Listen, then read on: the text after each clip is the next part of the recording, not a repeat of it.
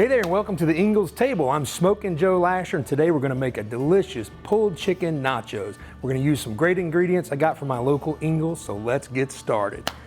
And pulled chicken, let's start with the chicken. So I'm going to do this on the char grill. You can do it any way you like, but I like to use chicken thighs from the Ingles meat department.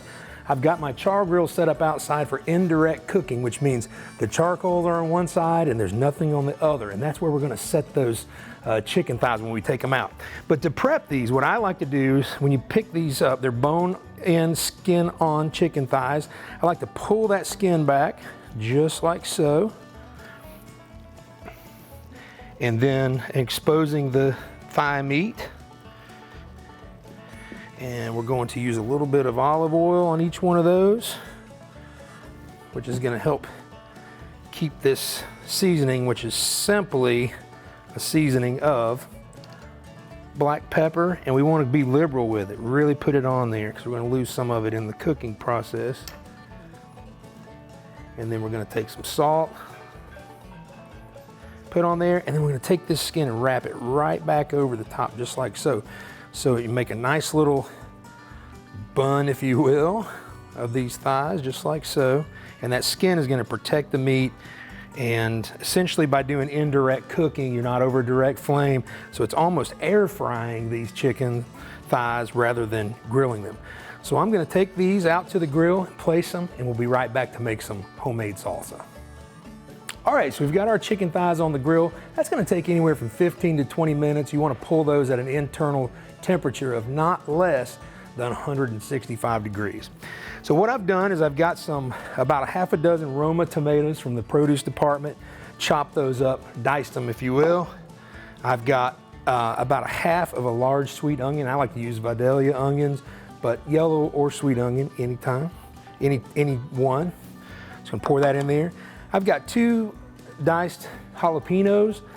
I like to leave some of the seeds in because I like a little bit of heat, but the seed in the membrane on the inside of the jalapeno is where you're going to get your heat. So if you want less heat, take those out before you dice them.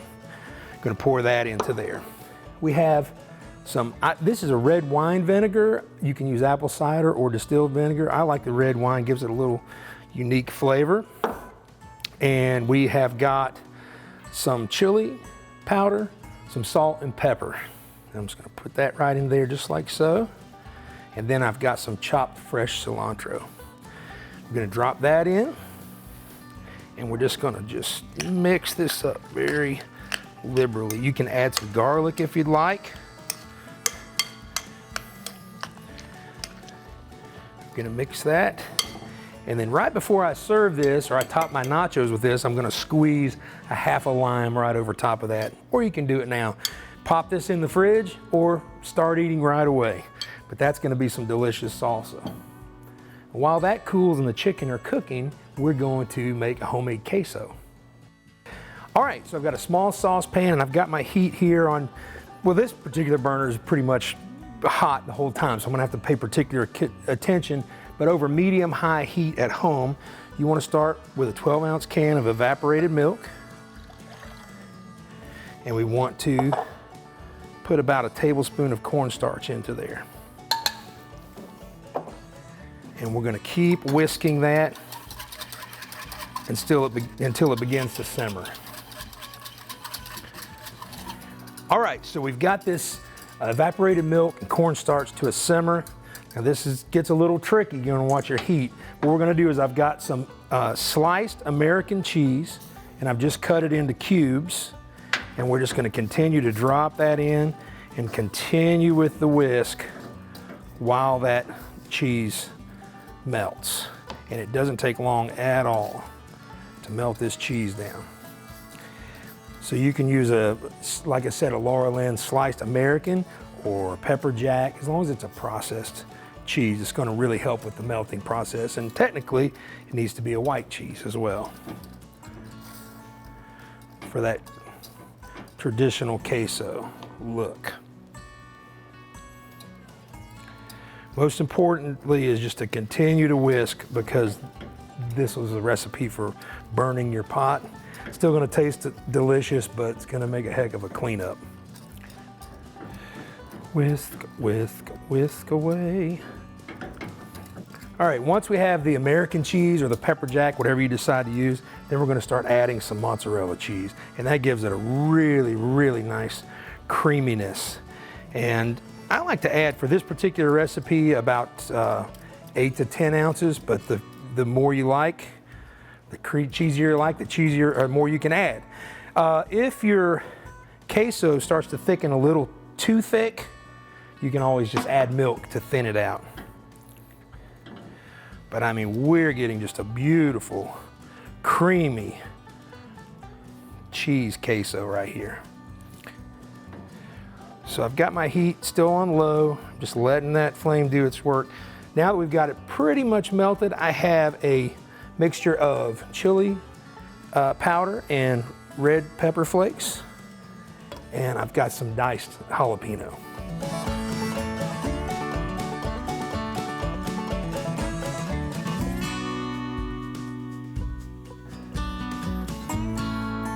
And here we go, just a very nice, look at that, creamy, cheesy. I'm gonna cut this heat off. I mean, that looks pretty delicious to me. Let's go pull the chicken off the grill and build some nachos. All right, so here we are, we're back from the grill. I've let these, you can see how these kind of crisped up and fried without getting charred over the top of the charcoal.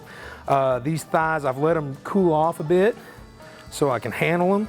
I'm gonna pull the skin right off of there and then just reach right in and start pulling the meat right off of this bone. And chicken thighs, when you're pulling the thighs, they have one little part that you wanna make sure that you get. It's just a little gristly. It won't kill you, but you don't want your guests chewing on that. So we're gonna pull that chicken just like so. Let's do one more here before we build our nachos. Again, an internal temperature of 165 minimum to 180 is fine. It's a dark meat chicken, pieces of chicken, of course, so it's you can let it go a little longer. You're not gonna dry it out. So here we are. So we've got our pulled chicken, we've got the skin off, that's important because you want a nice, it can get a little chewy. All right, so we've pulled the chicken off the bone. Let's build our nachos. So I just picked up these chips from the Ingles deli. They make amazing tortilla chips and a great value. Then I'm gonna take some of this pulled chicken and just spread it over top of these chips like so. Let's take our fresh queso and just start the drizzle. And I mean, man, does that look good or what? Now you can transfer this queso into a microwave safe bowl. If it starts to thicken up, you can microwave it a bit, thin it just right back out. There we are with that. We've got some lettuce shreds. We're gonna pop right on top of there, like so. Then we're gonna take a nice dollop of salsa, and I'm just gonna use my hand because that's what I do. Put that on just like so. I failed to mention, when I started my grill, I put some jalapenos on there. So I got a nice grilled jalapeno. How about a side of sour cream and some fresh guacamole from the Ingles produce department. And there you have it. Grilled, pulled chicken nachos with homemade salsa and queso. I want to thank you for joining me today at the Ingles table, and don't forget to check out the rest of our website for more tips, tricks, and recipes, and I'll see you next time.